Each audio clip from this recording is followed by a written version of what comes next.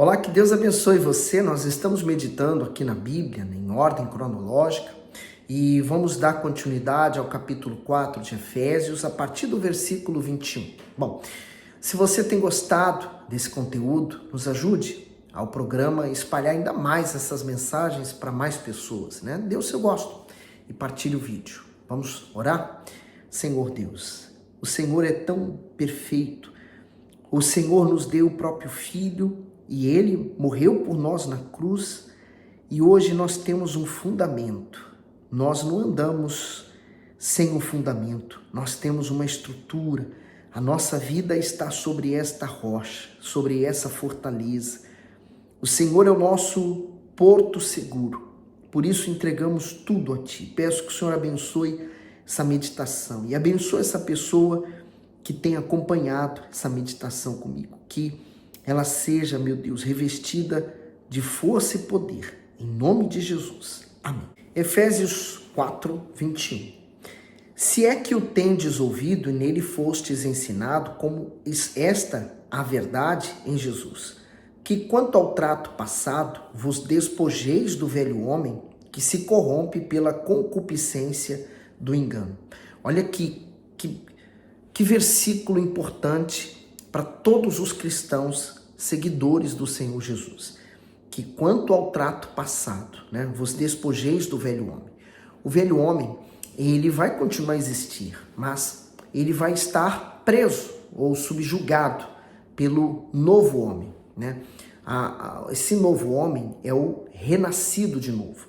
O velho homem é o nascido do pai e da mãe. Ele carrega todas as características deles, né? Então, ele traz junto dele, né, o mal que já vem de Adão, né? O pecado original, o pecado natural do ser humano. Mas quando o ser humano, ele decide entregar-se, ele é como uma semente, né? Essa semente, para poder nascer, ela morre primeiro. Então, ela morre e ela renasce. E uma vez que ela renasce, ela dá muito fruto. Assim acontece com todo cristão. Essa morte simbolizada no batismo nas águas, né? Então vem do arrependimento, o arrependimento dos pecados, o arrependimento da velha vida. Então nós nos despojamos do velho homem, daquelas atitudes e nos voltamos para Cristo.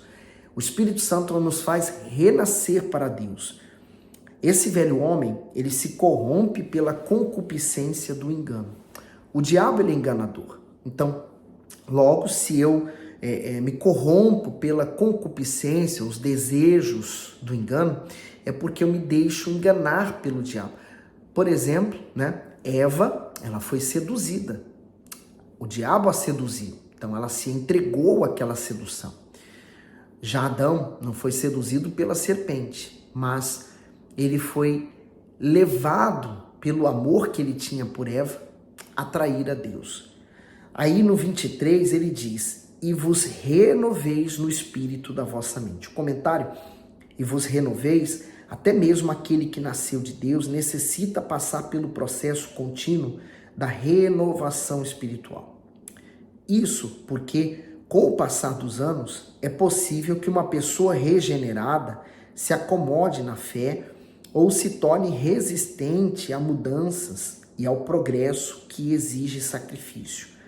O Espírito Santo é o autor dessa renovação e faz isso para que os filhos de Deus não se corrompam nem se percam em sua jornada cristã. Então, vamos entender aqui, né? Renoveis no espírito da vossa mente. Então, enquanto eu tenho o velho homem, eu tenho os velhos pensamentos, religioso, astuto, ou malicioso, ou enganador, enfim, né, as características do pecado. Quando eu renasço de Deus, então eu tenho uma mente nova, uma mente transformada, uma mente de Cristo, né, a união da mente de Cristo à minha mente. Por isso que o arrependimento é o que marca, oficializa essa mudança, que na verdade o arrependimento, ela é a volta ao juízo. Uma vez que a pessoa, por exemplo, ela fora do juízo dela, ela não tem a percepção do que ela faz, as coisas que ela, aonde ela cai, o caminho que ela está fazendo. Então, o arrependimento é como a volta ao juízo, é como se a pessoa voltasse a pensar novamente por ela mesma. Então, toda mudança que a pessoa quer, ela acontece na mente, né? Ela começa na mente e ela determina o modo como vamos sentir, o modo como vamos influenciar, a maneira como vamos reagir e agir às situações. Então, eu acho que esse versículo 23 é um dos principais versículos que nós temos que ter atenção e querer. Se você não tem essa mente, busque ter. Você vai orando, você vai buscando, você vai desejando isso. No 24, e vos revistais do novo homem, que segundo Deus é criado em verdadeira justiça e santidade. Então, eu preciso me vestir do novo homem. O velho, passado. O novo é o que vai, daqui em diante, caminhar com Jesus. Criado em verdadeira justiça e santidade. Então, isso só pode vir de um projeto do Espírito Santo. Então, ele vem de Deus. No 25, por isso, deixai a mentira e falai a verdade, cada um com seu próximo, porque somos membros uns dos outros. Então, ele dá um exemplo a respeito da mentira. E quantas pessoas, por exemplo, a própria vida dela é uma mentira, né? Então, ele falou, falai a verdade. Então, se eu era uma mentira, se eu vivia uma mentira, então agora eu vou praticar a verdade. 26. Irai-vos e não pequeis, não se ponha o sol sobre a vossa ira. Então ele falou, irai-vos. A ira é natural, né? Tem coisas que nos tiram do sério, né? Mas ele falou, mas não pequeis. Quer dizer, é uma ação natural, uma reação às vezes nossa, né? Da nossa natureza, mas quando ele fala, não se ponha o sol sobre a vossa ira, quer dizer, para que eu venha tirá-la do meu caminho, para que eu venha apaziguá-la, para que eu venha mudar o rumo dela, né? E aí, no 27, ele diz, não deis lugar ao diabo. Comentário, irai-vos e não pequeis. Todos os dias, os limites humanos são testados e diante de situações de desapontamento e ofensas, pode haver atitudes exasperadas e impróprias. Quem não tem temor a Deus perde o controle e age com insensatez, por qualquer razão. Porém, aqueles que são convertidos buscam no Espírito Santo o equilíbrio para as suas reações. Mas, se por acaso se irarem, não devem permitir que as emoções tomem o lugar da razão. Afinal, a ira induz a violência, a mágoa, ao desprezo e à vingança. Por isso, o conselho divino é que ninguém nutra esse sentimento em seu ser, mas rapidamente apazigue a crise, não permitindo que ela dure mais que um dia. Isso trará paz para com os semelhantes, sobretudo para com Deus. Então, pessoa que fica irada, mas ela mantém alimentando, isso vai se tornar no futuro numa mágoa, né? Por isso que ele fala, não deis lugar ao diabo. Eu posso muito bem, né, através das minhas atitudes, estar dando lugar ao diabo. E uma vez que eu dou lugar a ele, ele entra.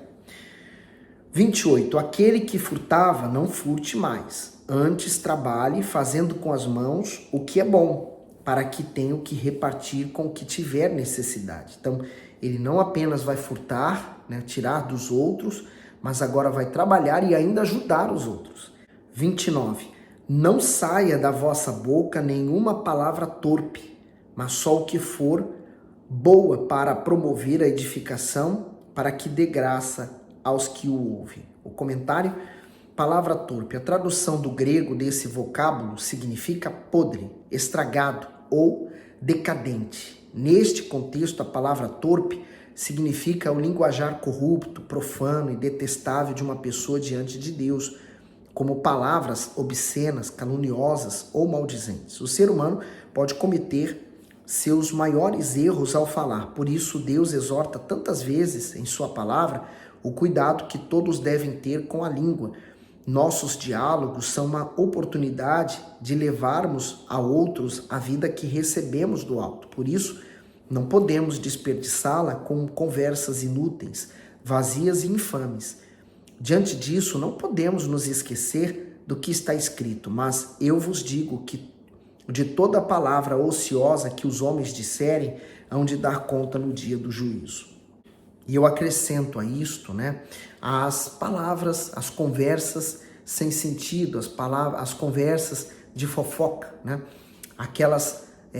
as notícias gratuitas que são levadas adiante e às vezes são notícias falsas, né?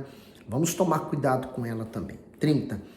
E não entristeçais o Espírito Santo de Deus, no qual estáis selados para o dia da redenção. Então, é possível que mesmo que eu tenha o Espírito Santo, eu possa entristecê-lo com minhas atitudes. Por isso que o Senhor Jesus ensinou a vigilância e a comunhão com Deus constante. 31. Toda a amargura, ira e cólera e gritaria e blasfêmia e toda malícia sejam tiradas dentre vós. Comentário: como entristecer o Espírito Santo? Quem despreza a presença do Espírito Santo em seu ser, entregando-se às impurezas e às injustiças, o entristece. Assim como o Espírito Santo se alegra sobremaneira quando lhe obedecemos e fugimos do pecado, ele se entristece quando não vivemos de acordo com as suas orientações. Paulo enumera alguns pecados que desonram o Altíssimo e impõem dor ao seu espírito, como amargura, ira, blasfêmia, malícia, entre outros. A malícia, por exemplo, tem sido um dos principais motivos da corrupção e da queda espiritual de muitos cristãos que outrora eram fervorosos na fé. Quando Paulo adverte contra esse pecado, na verdade está advertindo contra a má consciência que corrompe o bom proceder diante de Deus. O Espírito Santo é o selo que garante a nossa salvação. Nesse sentido, entristecê-lo e apagá-lo leva à perda eterna da alma.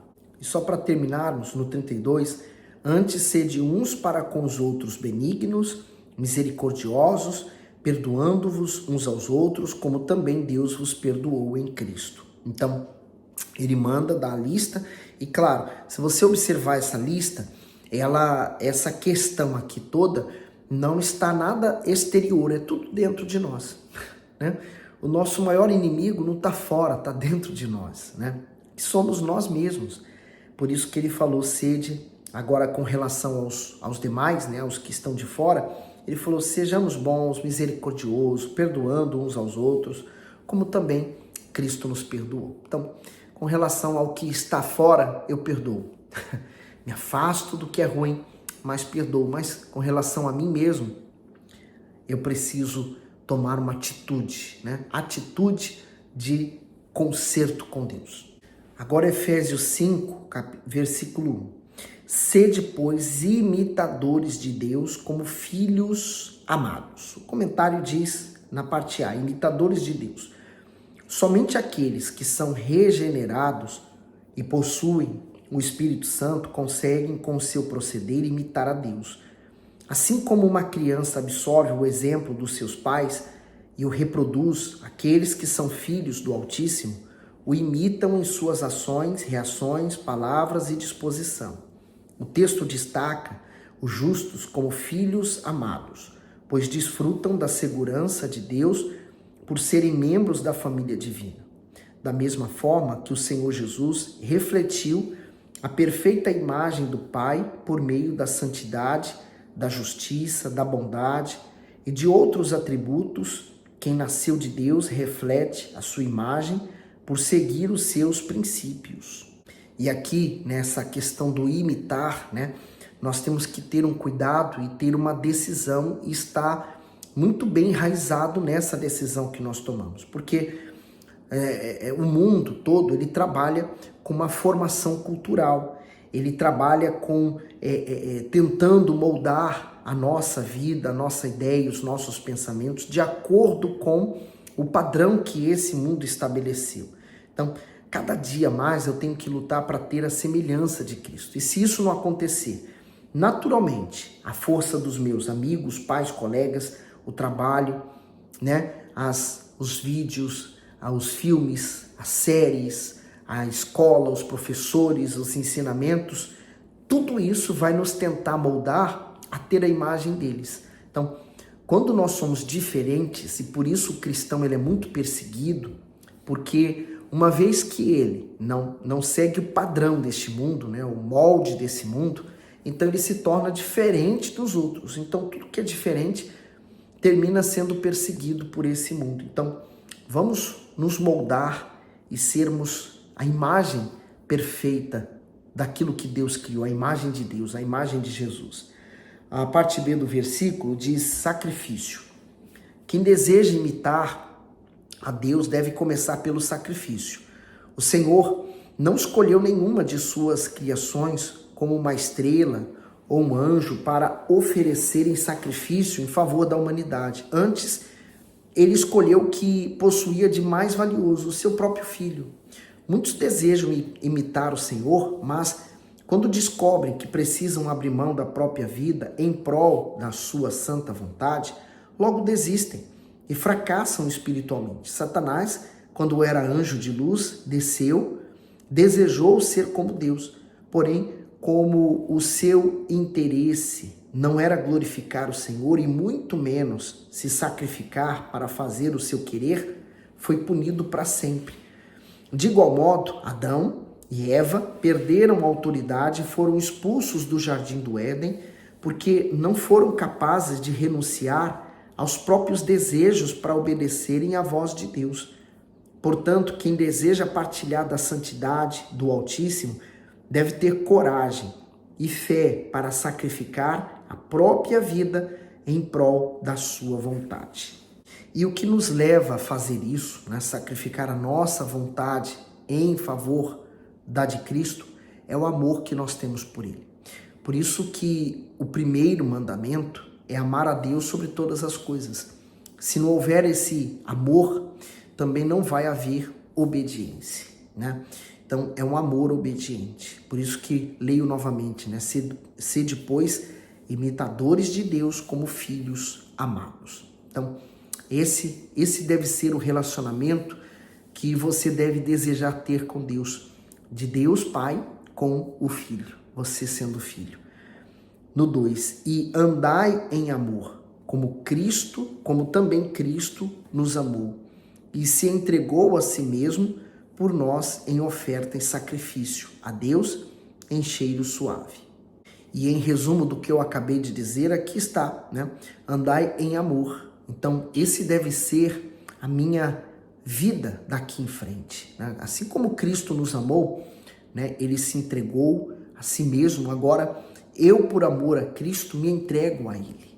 Então, como uma semente velha, uma semente única, só, eu me entrego. Morro para esse mundo, ao arrependimento, ao batismo nas águas, à regeneração, o renascer de Deus, o nascer de novo.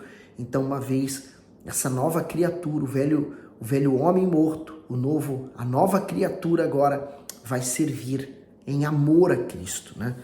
Porque entregou a si mesmo por nós em oferta e sacrifício a Deus em cheiro suave. Primeiro, Jesus foi a oferta de Deus por nós, né?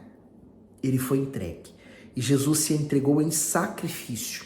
Ele se entregou em sacrifício completo a Deus para levar os nossos pecados. Jesus foi o inocente. Nós somos o culpado. Nós sacrificamos Jesus pelos nossos pecados. Mas não tem por que ser triste essa história. Há por que ser alegre, porque Jesus, além de ter dado a vida dele por nós, hoje nós podemos desfrutar da vida do Filho de Deus. O Espírito Santo é o próprio Senhor Jesus dentro de nós. E eu estava me esquecendo. Quando nós falamos do Espírito Santo, porque entristecemos a Ele, você deve pensar no Espírito Santo como uma pessoa. E é uma pessoa, pessoa do Espírito Santo. Assim como Deus Pai é uma pessoa, assim como Deus Filho, Jesus, é uma pessoa, o Deus Espírito Santo é uma pessoa. Não é porque Ele é Espírito Santo e não vemos que Ele não é uma pessoa, Ele é. Né? Ele não é como o vento, Ele é uma pessoa que nós não vemos, mas Ele quer habitar em você. Através de você, Ele vai se manifestar esse mundo. Então, quando nós deixamos de obedecer ou não o amamos, o que nessa hora está acontecendo? Eu estou entristecendo a Ele. Então, lute para que você o adore, o glorifique e o receba, tá bom? Que Deus continue abençoando e vamos continuar nesse capítulo aqui, porque ele é muito forte, tá? Fique bem.